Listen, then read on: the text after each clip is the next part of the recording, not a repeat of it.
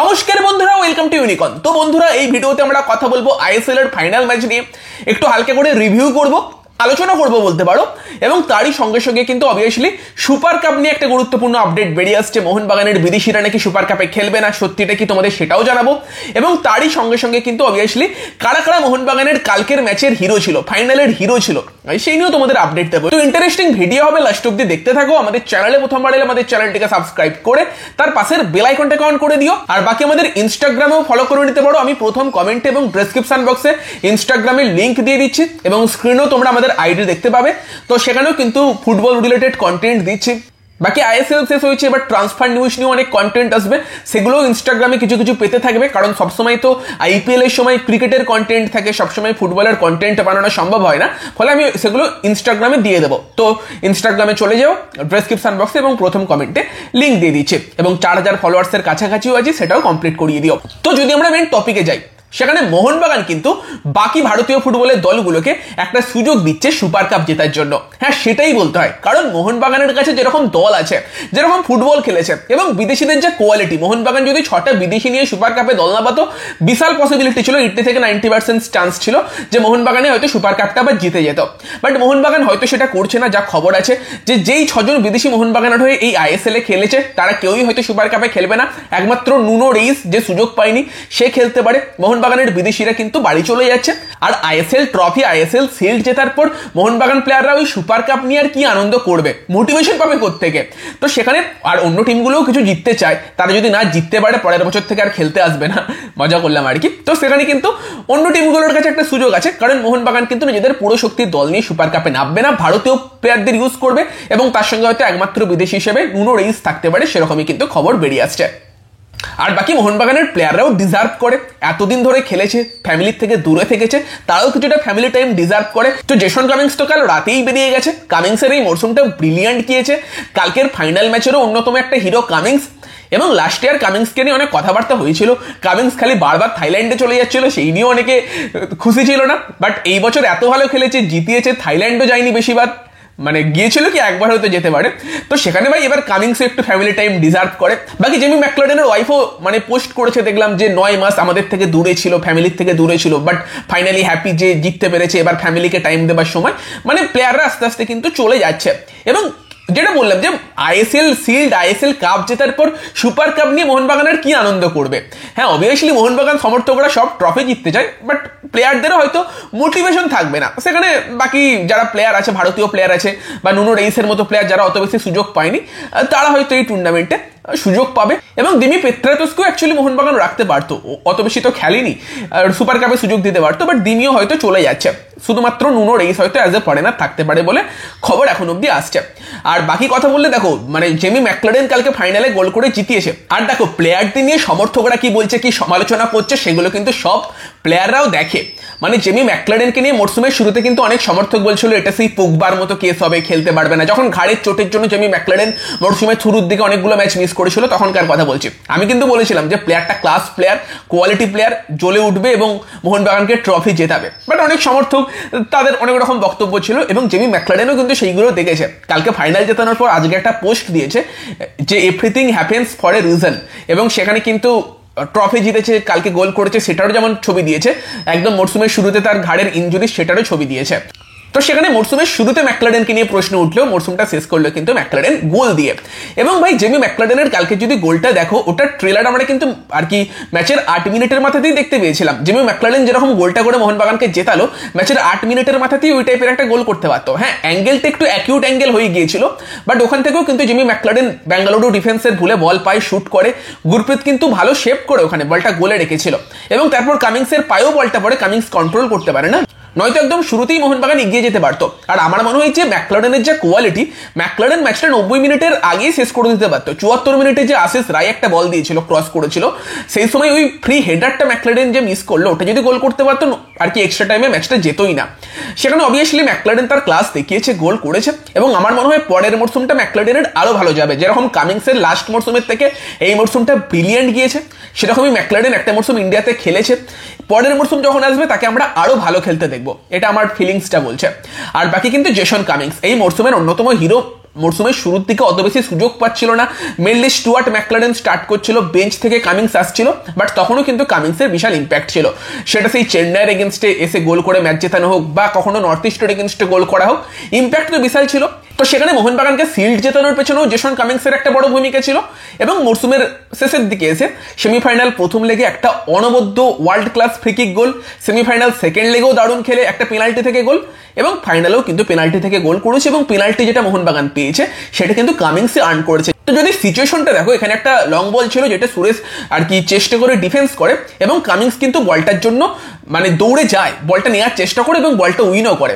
Win করে Jason Cummings কিন্তু দুটো প্লেয়ারের সামনে থেকে বলটা ক্রস রাখে, যেটাকে কিন্তু জেমি ম্যাকলারেন ভালো মিটও করে, বলটা গোলমুখী ছিল, সানার হাতে লাগে, পেনাল্টি পায় মোহনবাগান, সেখান থেকে কামিংস গোলটা করে, মানে মুভমেন্টটা তৈরিও কিন্তু করেছিল জেসন কামিংস। এবার দেখো, যারা অনেকদিন ধরে কোনো ট্রফি জিতছে না বা যারা মোহনবাগান হিটার্স, তাদের তো মোহনবাগান এরকম পরপর ট্রফি জিতছে একটু দুঃখ থাকবেই। তো সেখানে রেফারিং নিয়ে তারা এখন কান্নাকাটি করবে, কারণ অন্য কিছু বলার নেই। তারা এটা বলবেন যে বেঙ্গালুরু এফসি মোহনবাগানের ডিফেন্স ভাঙতে পারেনি, একটা গোল হয়েছে সেটাও মোহনবাগানই করেছে, ওন গোল, কিন্তু তারা এবার কান্নাকাটি করবে যে সুভাশিসের হাতে বল লেগেছে, কেন সেটা পেনাল্টি নয়, কেন সানারটা পেনাল্টি। ক্লিয়ার আর কি ব্যাপার, যেটা রুল সেটা হচ্ছে যে সুভাশিসের হাত ছিল বডির ক্লোজ, ন্যাচারাল পজিশনে ছিল, সেই কারণে তার হাতে বল লাগাতে সেটা পেনাল্টি হয়নি।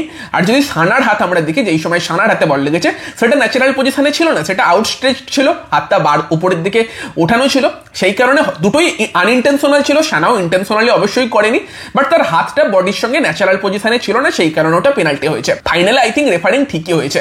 হ্যাঁ, জামশেদপুরের এগেনস্টে প্রথম লেগে মোহনবাগান একটা যেটা আশিস রায়ের হাতে বল লেগেছিল সেটা জামশেদপুর পেনাল্টি পেতে পারতো কিনা সেই নিয়ে প্রশ্ন উঠতে পারে, যদিও আশিসের বডিতে লেগে বলটা হাতে লেগেছিল, বাট ওই ক্ষেত্রে আশিসের হাতটা কিন্তু ন্যাচারাল পজিশনে ছিল না, বাট বডিতে লেগে হাতে লাগার জন্য হয়তো রেফারি সেটা দেয়নি।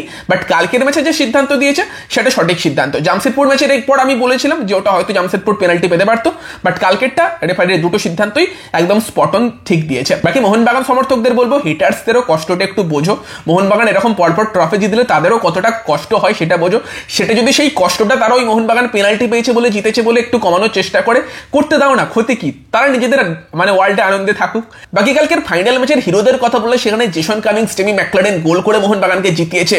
ডিফেন্সের Tom Aldred, Alberto Rodriguez brilliant ছিল, মানে দুজনেই দারুণ ডিফেন্স করে গেছে গোটা মরসুম জুড়ে। তার সঙ্গে সঙ্গে Subhasish Bose goal line clearance করেছে গুরুত্বপূর্ণ সময়ে, বিশাল কাইত সব থেকে গুরুত্বপূর্ণ সময়ে আর একটা অনগোল হয়ে যেতে পারতো, সেখানে দারুণ সেভ করেছে, রায়ান উইলিয়ামসের এগেনস্টে সেভ করেছে, আসিক কুরোনিয়ান, সাহাল আব্দুল সমাদ এসে ম্যাচের রং পাল্টে দিয়েছে, প্রত্যেকেই এই ম্যাচের হিরো। তবে যার কথাটা আমি জানি না কালকে কিভাবে মিস করে গেলাম, এবং আমার মনে হয় এই ফাইনাল ম্যাচের সব থেকে বড় হিরো সেই প্লেয়ারটাই, ভাই আপুইয়া।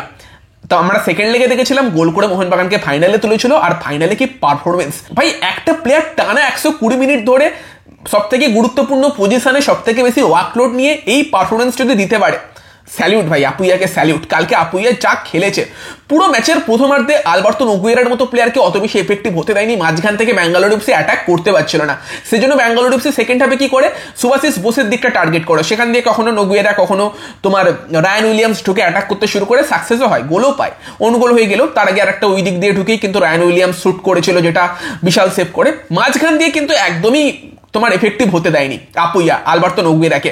ব্রিলিয়ান্ট আপুইয়া মাঝমাঠে ব্রিলিয়ান্ট, এবং টানা 120 মিনিট ধরে, এবং ম্যাচের শেষের দিকে একটা বলের জন্য গেল গিয়ে ট্যাকেল করলো মোহাম্মদ সালাকে বোধহয়। এবং দেখো, সেই সময় দাঁড়িয়েও যদি ওই প্লেয়ার টু ইলেভেনের এফোর্ট দিতে পারে, আলাদাই মানে আপুইয়া কালকে আলাদাই ফুটবল খেলেছে। কালকে বাকি সব কিছু বাদ দিয়ে শুধু আপুইয়া যা খেলেছে সেটারই একটা ভিডিও বানানো যেতে পারে। আপুইয়া ব্রিলিয়ান্ট। তার সঙ্গে সঙ্গে ভাই আসিক এবং সাহাল নেবে কিন্তু ম্যাচের রংটা চেঞ্জ করেছে, সেটাও বলতে হবে, কারণ সাহাল নামার পর কিন্তু আমি ভাবছিলাম যে থাপা এবং আপুইয়া মিলে কিন্তু মাঝে মাঠে ডিফেন্সিভও একটা ভালো করছিল, সেখানে তোমার থাপাকে তুলে নেওয়াতে কি সেদিক দিয়ে তোমার ব্যাঙ্গালুরু অ্যাটাক করতে পারে, কিন্তু না, মোহনবাগান সেই সুযোগটা দেয়নি। সেখানেও একটা বড় রিজন আপুইয়া। এবং সাহাল আসার পর কিন্তু সাহাল রীতিমতো 2 থেকে 3 বার দারুণ পজিশনে গিয়েছে, শুট করেছে, সাহাল নিজে গোল করতে পারতো। আর আসিক এসে কিন্তু ওই দিকটাই যেখানে লিস্টন হয়তো অতটা এফেক্টিভ হতে পারছিল না, এবং পরপর কন্টিনিউয়াসলি এরকম ম্যাচ খেললে উইঙ্গারদের মাঝে মধ্যে সমস্যা হয়, ছোট ছোট বেশি করতে হয়তো, সেখানে আসিককে নামিয়ে কিন্তু ওই দিকটাতেও মোহনবাগান ডমিনেট করতে শুরু করে। এবং ম্যাচের 90 মিনিটে মানে এক্সট্রা টাইম শুরু হবার আগে আসিক কি করেছিল দেখেছে, দুটো প্লেয়ারের সামনে দিয়ে যেভাবে বলটাকে নিয়ে বেরিয়ে গেল, দেন আবার কাটিয়ে তারপর যে শুট করলো, শুধু গুরপ্রীতের বাঁ পায়ে সোজাসুজি চলে গিয়েছিল, নয়তো ওখানেও ম্যাচ শেষ হয়ে যেতে পারতো। আসিক কুরোনিয়ানও কি সব দেখাচ্ছিল ভাই তোমার সাবস্টিটিউট হয়ে আসার পর, সেখানে কিন্তু এই চেঞ্জগুলোও ভালো হয়েছে। ইভেন আমি বলবো যেটা কিন্তু এক্সট্রা টাইমে তোমার করেছিল তোমার জোসে মলিনা, সুভাশিস বোসকে তুলে আশিককে লেফট ব্যাক করে দিয়েছিল, আর তোমার সাহালকে লেফট উইঙ্গার করে দিয়েছিল এবং দীপক তাঙ্গাড়িকে নিয়ে এসেছিল, সেটাও ভালো চেঞ্জ। তার কারণটা হচ্ছে যে সুভাশিস বোস কিছুটা হাঁপিয়ে গিয়েছিল এবং ব্যাঙ্গালোর এফসির গতিশীল প্লেয়ারদের এগেনস্টে, রায়ান উইলিয়ামসের এগেনস্টে কিন্তু আশিক কুরনিয়ারের মতো প্লেয়ারের গতিটাও দরকার ছিল। সেখানে মলিনার চেঞ্জগুলো কিন্তু অন পয়েন্ট হয়েছে।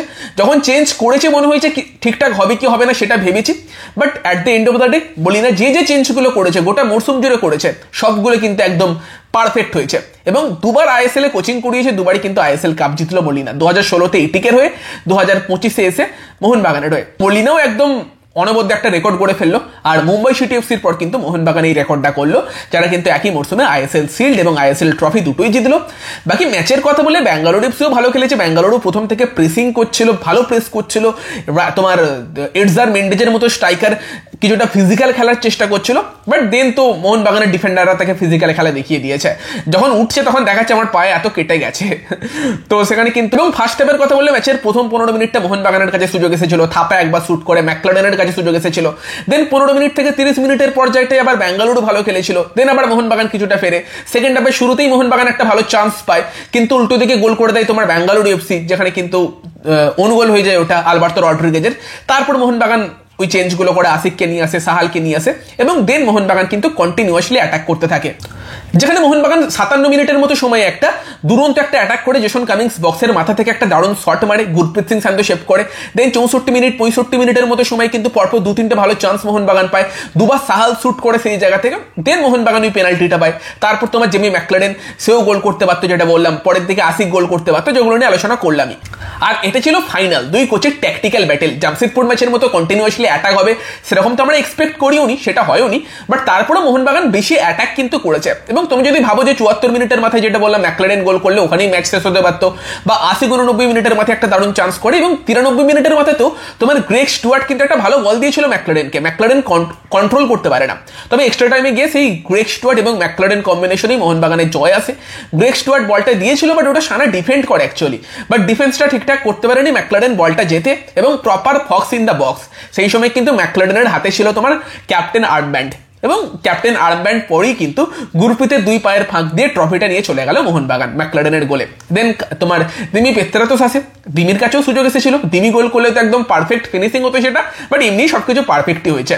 সেখানে কিন্তু মোহনবাগানের আইএসএল ট্রফি জয়, আইএসএল কাপ জয়। তোমাদের বক্তব্য কমেন্টে জানিও কেমন লাগছে, মোহনবাগানের এই খেলা নিয়ে কি বলবে। বাট এই টিমটা অনবদ্য ছিল, মানে 6 জন বিদেশির মধ্যে এত ভালো কম্বিনেশন, কোনো ইগো নেই, প্রত্যেকটা প্লেয়ারকে সাপোর্ট করেছে। কালকে দেখছিলাম ট্রফি জেতার পর স্টুয়ার্ট এবং ম্যাকলারেনের যে বন্ডিং আমরা দেখছিলাম, বা তোমার টমের সঙ্গে আলবার্টোর যে বন্ডিং আমরা দেখছিলাম, ওদিকে কামিংসের সঙ্গে দিমি পেত্রাতোস, সত্যি মানে ফরেন ব্রিগেডে এত সুন্দর বন্ডিং দেখে সব থেকে ভালো লাগছিল। লাস্ট ইয়ার কিন্তু এই বন্ডিং হয়তো ছিল না, সাদিকু বুমোস তাদের সঙ্গে এত ভালো বন্ডিং ছিল কিনা সেই নিয়ে প্রশ্ন থাকতে পারে, বাট এই বছর বন্ডিং দারুণ ছিল, সেই জন্য টিমটাও এত ভালো করেছে। এবং কোচ মলিনাকে এই জন্য সব থেকে বেশি ক্রেডিট দিতে হবে, ট্যাকটিক্যালি ভালো করেছে, যে চেঞ্জগুলো করেছে ভালো করেছে। বাট এরকম একটা স্টারেড টিম, যেই টিমে এতগুলো স্টার প্লেয়ার আছে, সেখানে বেশিরভাগ সময় কখনো দিমি পেত্রাতোস, কখনো স্টুয়ার্ট, কখনো ম্যাকলারেন, তাদেরকে বেঞ্চে থাকতে হয়েছে। তারপরে এই টিমের যে এত ভালো বন্ডিং, এই টিমটাকে এত ভালো ম্যানেজ করেছে, তার জন্য সব থেকে বেশি ক্রেডিট কিন্তু জোসে মলিনার প্রাপ্য। বাকি তোমাদের মতামত জানিও, তোমাদের কার খেলা এই মরসুম ওভারঅল সব থেকে ভালো লেগেছে কমেন্টে জানিও। আমাকে যদি বলো আমি আপুইয়াকে চুজ করবো, আপুইয়া ভাই ফাটিয়ে দিয়েছে বিদেশিদের মধ্যে, কামিং সব থেকে বেশি আমাকে ইমপ্রেস করেছে, সঙ্গে অবভিয়াসলি টম আলবার্তো তো আছেই, তারা যেরকম ডিফেন্স করেছে। তো তোমাদের মতামত জানিও, ভিডিওটা ভালো লাগলে ভিডিওটাকে লাইক করে দিও, শেয়ার করে দিও, আমাদের চ্যানেলে প্রথমবার এলে আমাদের চ্যানেলটিকে সাবস্ক্রাইব করে তার পাশের বেল আইকনটাকে অন করে দিও, আর ইনস্টাগ্রামে ফলো করতেও ভুলবে না, ইনস্টাগ্রামের লিঙ্ক ডেসক্রিপশন বক্সে এবং প্রথম কমেন্টে পেয়ে যাবে। তো চলো গাইস, এই ভিডিওতে এই পর্যন্তই, বাই বাই।